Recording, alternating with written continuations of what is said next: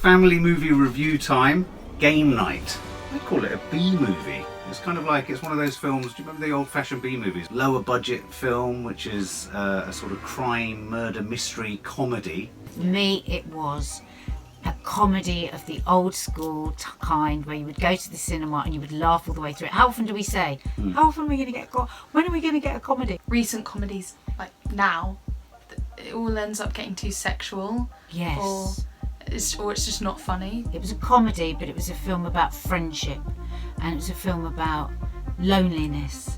And though we howled with laughter, it also made us think. It was an unexpected film about sibling rivalry and sibling relationships. I mean, the two leads. I mean, it stars Jason Bateman, who so good. Man Crush City. Who else do we have in it? Rachel McAdams. And what do we know her from? She's in The Notebook and the Sherlock Holmes films. Yeah, she's great in Sherlock Yeah, Holmes. she was also in a film About Time. And we've also got Kyle Chandler, who I've got a female crush on because I loved him in Bloodlines. He's a fabulous actor. Jesse Plemons, the guy from Breaking Bad, who plays the odd Black neighbour. Mirror. I mean, you've got an amazing supporting cast, and the other guy, Billy Magnussen. Oh, the dumb blonde guy. He was amazing. I don't know him from anything. He played the blonde prince in Into the Woods. But, I mean, he was truly hysterical. And Rachel McAdams, let's do a little for Rachel McAdams. Absolutely. She has got such a wonderful presence, screen presence, and in this film her and Jason Bateman are a great couple together. There's a great energy, and she's got that real girl next door kind of feel good way about her. You also really believed their relationship. I thought they did. It was really nice. They had really good chemistry, didn't they? Yeah. This couple are obsessed with games, all kinds of games, charades, Scrabble, Jenga, anything you can think of. They have this game night every week, but the film is all based around how one of these game nights goes terribly wrong. Yeah. Well, what I like about it is it's around a game night which is inspired by, again, some sibling rivalry. It's the long lost brother, or the brother that's sort of considered the successful brother, who kind of wants to sort of outdo Jason Bateman. And so what I like about the film is it's a really good riff. It's a comedy riff on the whole idea of being competitive with anyone. I thought there was lots in there about competitiveness between brothers, competitiveness between partners. And love, real love. And love, but also a real warmth where you've got two other characters played by Lamorne Morris, the guy who's trying to work out who his girlfriend's potentially had a fling with. When they've been together since primary school. I mean, please, Lamorne Morris, he had so many of my favourite lines in it. And, and that theme that's running all the way through between him and his wife, which we won't put a spoiler on, but it's just so funny. Jesse Plemons, what a damn fine actor. How would you describe his first appearance? I mean, he's really creepy at first. His first appearance is going to be like, what the hell?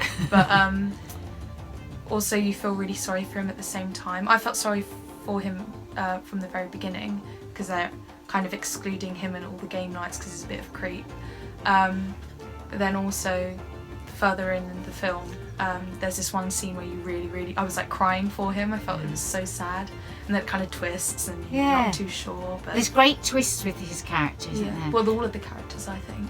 He scared the banoonies out of them. I thought it was seriously creepy. He gave the creep so bad, he thought, oh no, I'm not going to enjoy this film. But oh my god. What was the box set He was in Fargo, and he was in Breaking Bad. He's also in the first episode of the new season of Black Mirror. But he was really good because his facial expression was always creepy, but he made you feel so many other things for him as well. That's so true, Maddie, and that is a sign of a great actor, isn't it? You didn't think at any point, oh, this is an actor I'm watching. No. You just thought, this is a maniac weirdo I'm watching. It was really weird because he didn't do much to appear creepy. Like, he just had a straight face, and he didn't give his lines much tone. It was quite dead, but still he was really creepy. I had high hopes for it. I thought this is going to be one of those neat little niche movies that really delivers a punch. But we were laughing from the get-go, and I thought we were going to run aground, and they kept coming. Okay, stayed funny. Well, it's a big cast. And they actually I thought it was really, the script was so tight and it was so fairly divided between them all. I was a little bit worried about Jason Bateman, and I didn't reveal this to you because obviously we know him from Ozark, brilliant dramatic, and I thought, what's he going to be like in a comedy? I'm going to be really disappointed.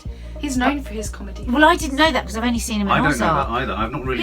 He's in almost every comedy film. But actually, he was a great linchpin. Him and Rachel McAdams were just, because he does what great comic actors does, where he plays it totally straight. Yeah. He made me laugh out loud all the way through. All the way on home, I was thinking, now who was my favourite? Who was my favourite? And this is the sign of a great movie and a great cast. They were all my favourites. For me, I was thinking of what you often say, Maddie, that when you get a lot of good actors in a film, Yeah. or you get a lot of names, Yeah. it's not that any of them are doing anything wrong, but the film struggles structurally to kind of hold them Yeah. all in Direct position and things. allow them to characterise Yeah. enough. And I thought Chemistry. in this, I thought they managed to give every single actor an equal amount of room to be phenomenally funny, and also to have a believable backstory. Did you have a favourite? It's really hard. It's really hard because Yeah. I loved all of them, Yeah.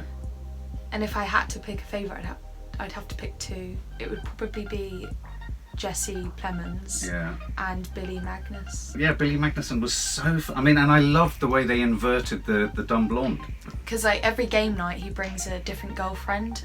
Every weekend it shows you a quick like montage of all of them, and they're all quite dumb and always taking selfies and stuff. But we were saying how usually it's always just the girl that's a bit dumb and doesn't know what's going on, but they made the guy the dumb blonde in Yeah. this. And it was, Yeah. and then the girlfriend that he ends up with in the very end, she's really, really smart. She's smarter than him.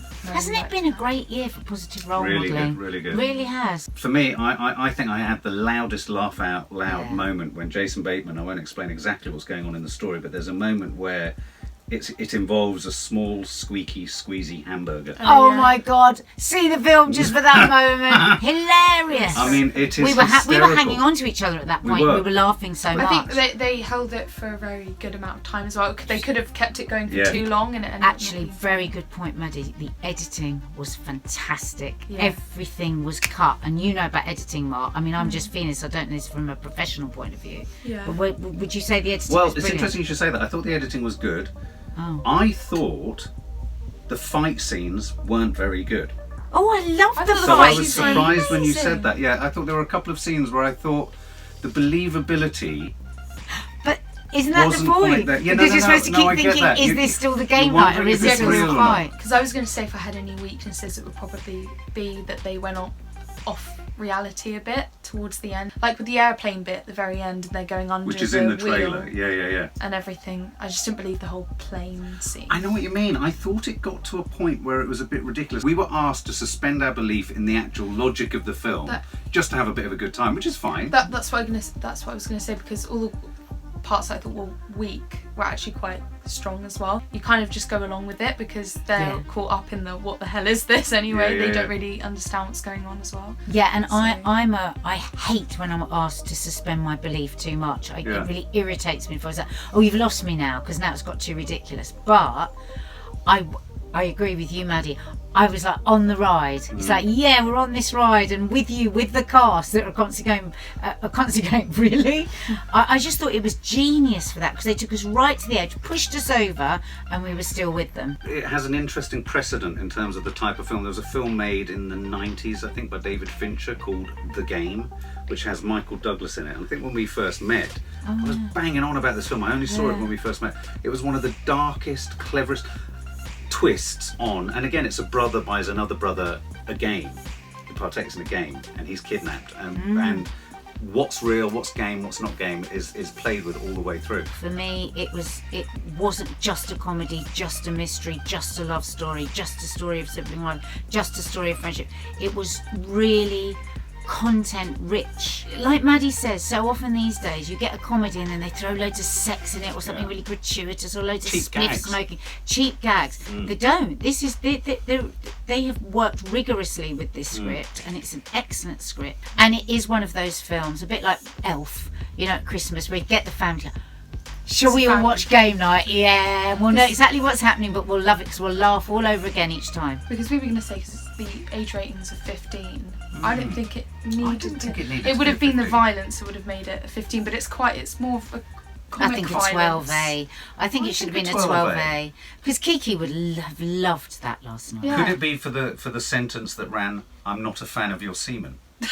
No, because she would have just thought it was sailors. To be honest, I thought that's what it was the first time someone said it to me. Oh, sweetheart. Well, I have to say, this running plot, I think the lovely device running underneath it, and it's not a spoiler, between Rachel McAdams and Jason Bateman's character, of his fertility or not. I mean, I that. thought laced throughout the whole Yeah. thing, and the idea of competitiveness within there, very funny. Very clever. It was Very a very funny. cleverly woven together script. And again, Rachel, we mustn't forget her because she really did bring such an energy to it. I really like her. She gives you that nice warm feeling when you're watching her, no matter what she's in. Time for our votes, guys. What do we think? What are we going to give game night? Of course, I'm going to give Game Night 10 out of 10. Wow. I yearn for a film that will make me laugh out loud, warm the cockles of my heart, and make me think. And this film did all of that. So I would unequivocally say to you all, spend the money, go and see it. You'll have a great night. What do you hate it? I'm going to give it a 10 out of 10 as well. Wow. There have been a few, but there haven't been many comedy films that have made you laugh the whole way through. And there haven't been scenes where you have to look away or cringing or something. I think at times the conceit felt a little bit flim-flammy, but they were really only in the moments of the fights.